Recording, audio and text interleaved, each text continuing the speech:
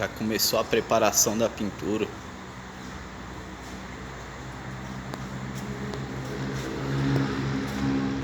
Passando algumas massinhas, alguns detalhes.